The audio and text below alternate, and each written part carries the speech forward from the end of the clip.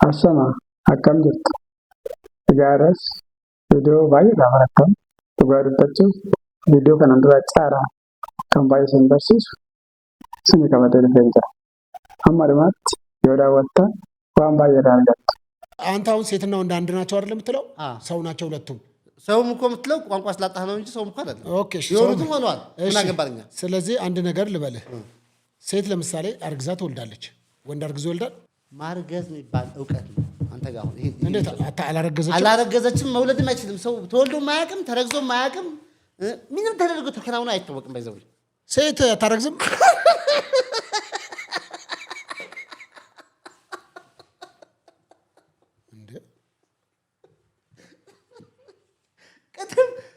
የጅማው ነገር እንዳልተከናወነ ሁሉ ጅማ ያልኩ ነገር በፕሪቪ ልኩኝ ምናምን ልኩኝ በሙሉ እንዳልተፈጸመ ሁሉ ይሄ ምንለው ነገር ተወለደ፣ ታራ፣ ተፈጠረ ምናምን አንድ ማለት ነው። አንተ ተወልደ አይደለም? በፍጹም አልተወለድኩም፣ አልተፈጠርኩም ምናምን አልኩም። ኢመርጀንሲ ነው፣ ድሪም ኢመርጀንሲ ነው ይሄኛው። አሁን ምን ኖሮ አሁን ካታጎራይዝ እናድርገው። ሳወራ ይህን ሪያላይዝ ካደረክ በኋላ ሌላ ኪንግደም አለ፣ ሌላ ሁኔታ አለ፣ ሌላ ምናምን አለ። አሁን ባለው ይሄ በቋንቋው ፖስት ሊንጉስቲክ የሆነ ወርልድ ምልህ ይሄ ወሬ ላይ የተመሰረተው ተወልጄ ታርቼ ተፈስቼ እኔ ልጅ ነኝ እኔ አባት ነኝ እኔ ተድኛለሁ ይሄ ምንለው ነገር በሙሉ ልብ ወለድ ማለት ነው። ቋንቋ ወለድ ማለት እኮ ልብ ወለድ ማለት ቋንቋ የወለደው እኮ ከቋንቋ ውጭ አልተወለድክም ወይ? ተወለድክ ከቋንቋ ውጭ መወለድ የሚባል ኮንሴፕት የለም እኮ ከገርተን እና ምት ይራውን ጀዳሙ ተባቲውን ጀዳሙ እንጅሩ ጀጫ በሳሪፍ ተደረች ታሪክ ደብሲሪ ያርገጡ ይችላል። እንጅሩ ተባቲን እንጅሩ ጣሉን እንጅሩ ታሽን እንጅሩ ለከልቻጅ ማሪፍ ነው ሳይንስ ነቀስ ስከነ ማጀት ያካጋዱ የብርበርተ መከስቲ ይላል አዳምባ ዋን ባይዳን እንደ ሼፕ እንዲራ ሼፕ እንዲ በተጠቆመች አሊው ማማድ በቲፊ አሊው ማማ ኢራ ተቆመች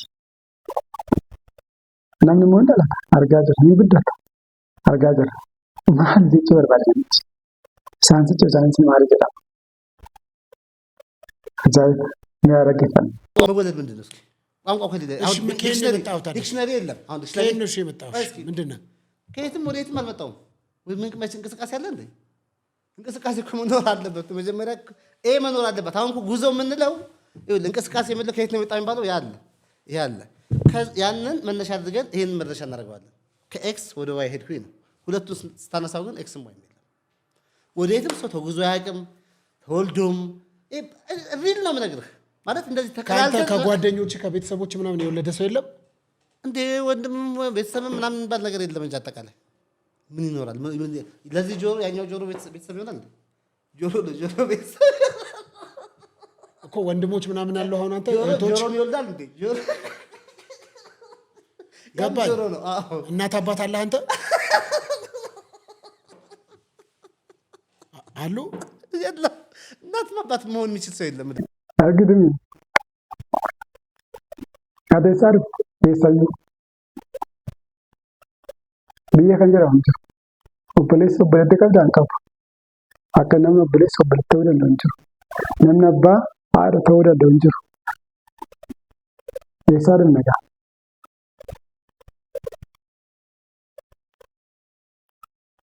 Namoonni ilaalcha garaagaraa qabaachuu danda'u.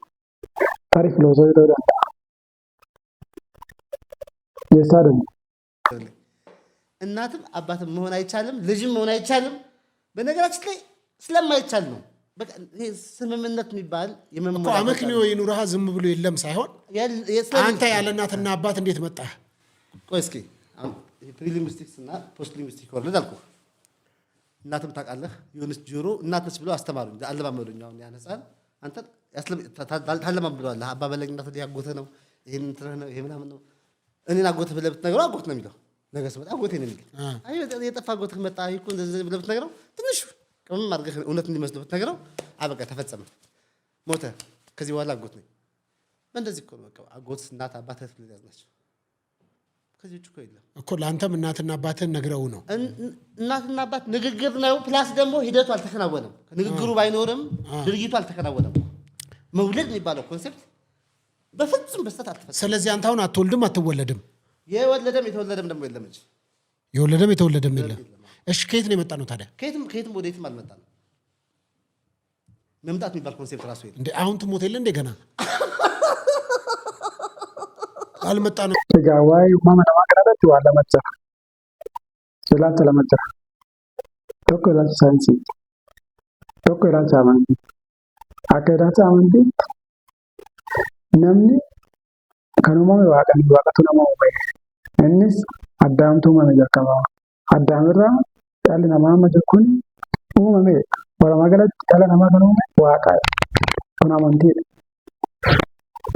Akka ilaalcha saayinsiitti immoo dhalli namaa suutaan riivoluushinii waan jedhamuun jaldeessarraa bineensarraa dhufeedha kan jedhu kana beekna. Tarii namoonni kana argaa dubbachuuf hin jiraatu. Theory of Big Bang kan jedhamu energy ture. Energy sun guddaa ture jedhama. Energy guddaan ture sun maal ta'e hin dho'eedha. Explode godheedha. Dho'ee ka'ee booda addunyaan amma jirtu kuni iddoo amma jirtu kanatti bifa amma jirtu kanaan iddoo ammaa kana qabattee uumamteedha. Kun theory of Big Bang. Wanti hundi wanta argaa jiru kun hundi nama dabalatee energy irraa uumameedha. Namichi kun sammaan deemu kanaaf dandeettiidha. Kitaaba dubbiseeti. Argi kitaaba dubbiseeti. Kitaaba dubbaa jiru. Just waan hin jiru amantiin hin jiru. Jarri kun ilaalcha akkasii qabatanii deemu jechuudha. ያረከፈን ምንድ አፈርነህና ወደ አፈር ትመለሳለህ ይላል መጽሐፍ ቅዱስ አይደል እንዴ? እሺ እሱ ነው ስናደርገው። እሺ እሱን ነው እሺ አፈርነህና ወደ አፈር ትመለሳለህ። ያው ይሄንን ላወራው አፈርነህና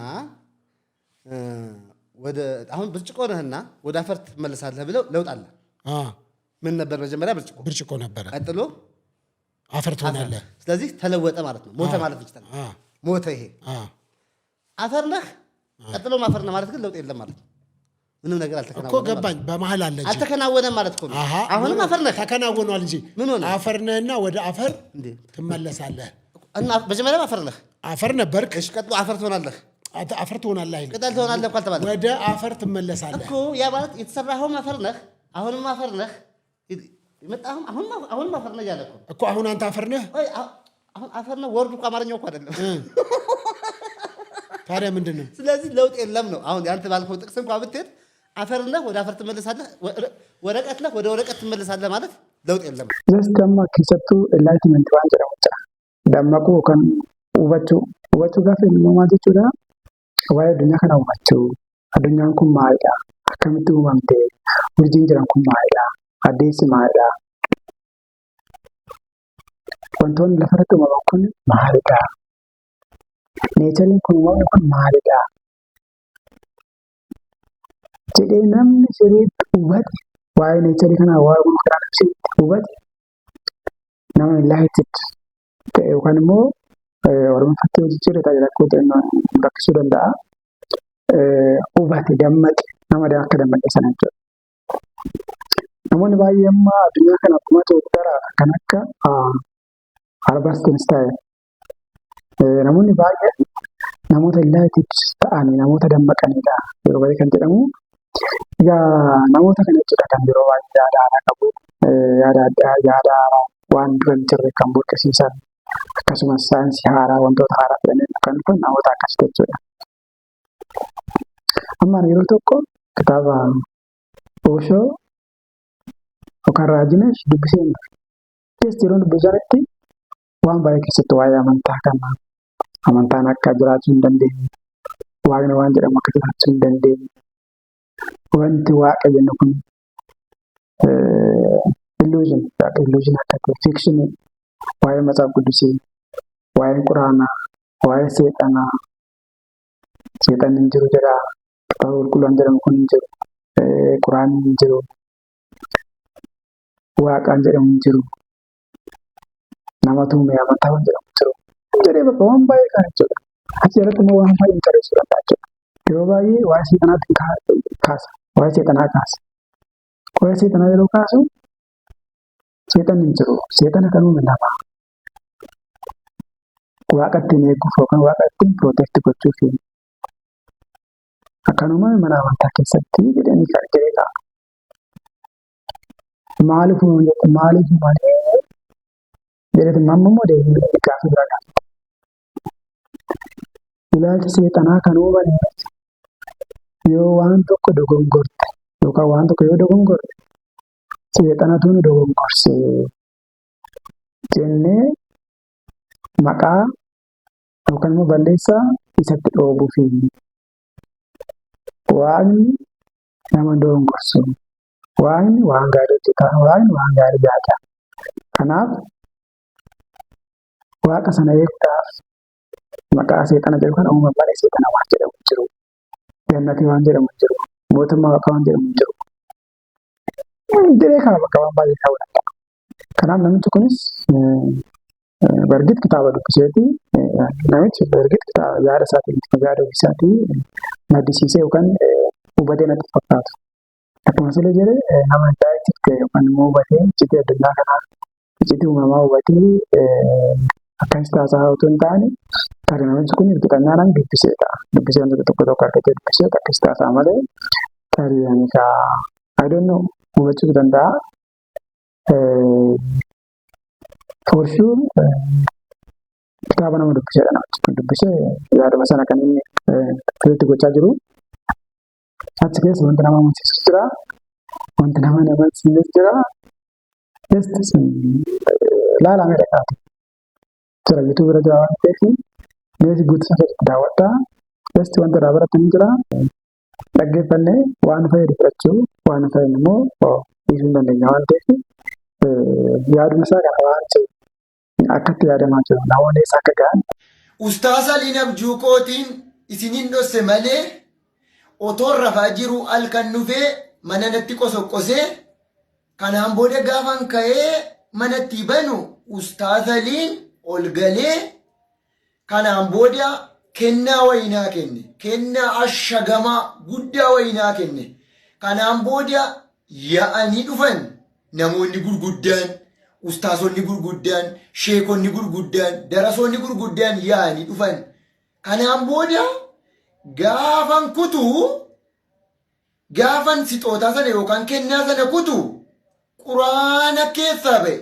Nan kute ammas hadiisa keessaa ba'e. Nan kute ammas jaalala keessaa ba'e. Nan kute ammas tokkummaa keessaa ba'e. Nan kute ammas waliigalteetu keessaa ba'e. Nan kute ammas makiinaa ba'e. Nan kute ammas qarshii gurguddaa keessaa ba'e. Nan kute ammas mana gurguddaa keessaa ba'e. Nan kute ammas nageenya keessaa ba'e. Kanaan booda akkas jedhee gaafan akkas ilaalu Mubaarik Musammaa harka rurrukuta. Harkuma rurrukuta Mubaarik Musammaa. Maaloodhaan jedhe awwalee Musammaa immoo dugda kootiin dhuftee hudduu keessa na dhiita. Indeen jedhe ammas nan ilaale ammas iddoo bashannanaa iddoo itti boqotan ababaa duwwaa kan ta'e iddoo nyaatiin hin jirre iddoo dhugaatiin hin jirre garuu immoo iddoo sana keessatti hin beeloftuun hin dheebottuun akkamatti bakka ijoollee taate qonjoo taate dhanni keen gurraacha'u akka itti jiraatta iddicha keessa jechuudha. Sixootaa aliinaa kenne yookaan kennaa ustaasa aliinaa kenne keessa jechuudha. Kanaan booda Musliimatti dhagaa jechaa jira, siqaa jira. Garuu immoo haalli itti siqaa jiru kun haala sirrii waan taaneef kana booda abdii faayidaa waan baay'ee baratti jennee yaadna. Kana booda wantoonni akka kanaan duraatti hin ta'a jedhee yaadu. Inni kun ofumaa dhabaa malee ofumaa dadhabaa malee kanaan dura amantaa islaamaa kana baay'ee arrabsaa ture. Baay'ee waan baay'ee gochaa ture. Riifamee hidhamee mana hidhaatti akka ba'e quba qabdu. Amma immoo waa yaadee jira. Namni kan dhaggeeffamu. Waajiin dhufee fageenyarra dhaabatee eebonatti darbata. irraan gadi jedha. Amma zeeboo natti darbata irraan gadi jedhe. Hee maal ta'e namichi kun hin jedhe. Natti darbata takataataa xiyya daddarbata waajii. Xiyya hunuma darbata. Era narraa qaba maal ta'e bakka waraaname jedheen iyya bakka. Maal taatan yasheekota nana maal taatan narraa ittisaa waajii narraa ittisaa jennaan. Dhiisomaa tokko yuutiin godhu bakka hin sodaatin. Hin sodaatin waajinumaa yuutiin godhu zimee darbachaa jira malee. Zimee darbachaa jira gadi hin jedhinati bakka homaa yuutiin godhu. Gaafani akka jedhee callee dhaabatu. Na waraane kanaan booda dhahee machi deebe. Na waraane dhahee achi deebe. Na waraane dhahee achi deebe. Dhumarratti utuu darbatu itti galagalee waajiidhuma waraane. Inni natti darbatu sun maalodha garuu wantichi naafii kaame. Dhuguma qubna gara akka qalbiitti hin lakkaa'inaasin. Innaa naafii kaa awwalee musammaa hudduu keessa nadhiitti callee. Amma immoo maal jedhama ammoo amantaa kiristaanaa kanaa fi islaamaa kana xiqqoo walitti kana gochuu barbaada fakkaata. Raajitu dhufee na waraana itti gaafa jedhu achi deebi'ee wanti sun suma deebi'ee waraana agarsiisaa jiru. Kana jechuun karaa biraatiin amma amantaa kiristaanaa qeeqaa amantaa islaamaa immoo intanaa waa'ee jira. Gosti suni dhimma isaa miti garuu kaayyoon isaa maalidha kan jedhu sanaaf beekuu barbaachisaadha. Namoonni akkasuma namoonni fakkeessitoonni baaragoonni akkasii kan miidiyaa irra yaa'anitu namoota akkasii kana just nageenya ajandaa godhachuun qabaannu just amantaan kamuu namoota akkasii kana yoo dhufan gara amantaa sanaa yoo deebi'an gara amantaa sanaa yoo dhaqan namoota akkasii ajandaa gochuun qabaatanii just iddoo guddaas kennuun qabaatan jechuudha. Just amma bakka amantaa tokko irraa gara amantaa biraa deemuun biizinasii ta'ee jira. Biizinasii guddaa ta'ee jira. Amantaa kiristaanaa irraa gara amantaa islaamaa deemuun biizinasii guddaadha. Qarshii guddaa argatta. Weelkaam jedhanii tokko qarshiin sassaabamaa deeggarsi sassaabamaa. Akkasumas amantaa musliimaa irraa gara amantaa kiristaanaatti gaafa deeman akkasiidha.